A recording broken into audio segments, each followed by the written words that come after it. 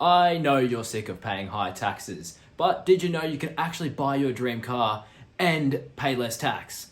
If you want to learn how to do this, let me show you. Lots of my clients want to purchase their dream cars and I see them make a ton of mistakes. There are only two ways that you can write off a motor vehicle. There's the mileage method and the actual costs method. Claiming by mileage is the easiest way to get a tax deduction for your car. You can use the mileage method if you're an employee, a sole trader, or if you're in a partnership. The mileage method works by having a fixed rate deductible for every kilometre that you do that's related to your work or your business. For the 2022 year, this rate was 72 cents, but it's going up to 78 cents for the 23 year. You can claim up to 5,000 business kilometres every year. And you don't need to keep any written evidence, which means no pesky logbooks. But if the ATO do ask, you need to show them how you came up with how many business kilometres you do. Here's an example. You drove your car between your work office and the warehouse twice a week, totaling 100 kilometres per week. Over the whole year, 52 weeks, that is 5,200 kilometres. But remember, you're only allowed 5,000 business kilometres per year. So if we're doing your 2023 tax return, that's going to be 5,000 kilometres times by 78 cents, which is a $3,900 motor vehicle deduction. The mileage method accounts for all of your operating costs, so you can't claim anything extra for fuel or depreciation. So if you spend a lot to have a car or drive it considerably more than 5,000 kilometers, you might want to consider the actual costs method. This one accounts for all of the running costs of your car. Fuel, services, insurance, depreciation,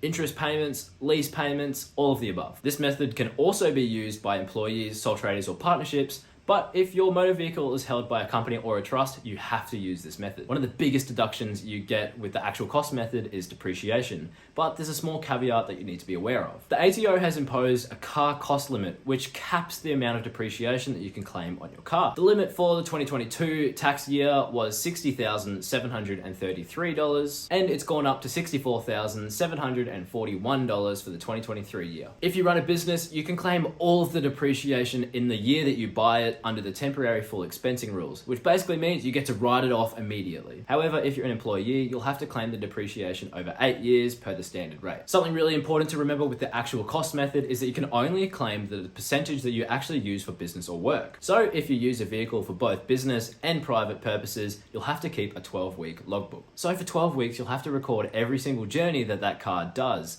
So you need to include the purpose of that journey, odometer readings at the start and the end, the date, and then how many kilometers you drove in that journey. Then after 12 weeks, we can tally up how many kilometers were for business use and how many for private, and therefore giving us our business use percentage. But don't worry, you only need to do this once per car every 5 years. So here's how the same example from earlier might work out using the actual cost method. Surprise, the vehicle that we used in the first example was actually a Lamborghini Urus. The Urus is definitely more than the car cost limit, so the depreciation is $64,741. And assuming you're in business, you can claim it all in year one. You kept all your receipts and you spent around $30,000 throughout the year, fueling it up, keeping it insured, and making sure it runs smoothly. You did your logbook and it turns out that 60% of your driving was for business use. So the $94,741 expense comes out to $56,845 deduction. The good news is that you can use either method. Obviously, in this example, you're going to choose the actual cost method because it's going to provide the biggest deduction. But in your situation, if you don't spend a lot of money on your vehicle, you might just be better off using the mileage method. If you really want to maximize your tax deductions, here are 7 more ideas that you might not have thought of.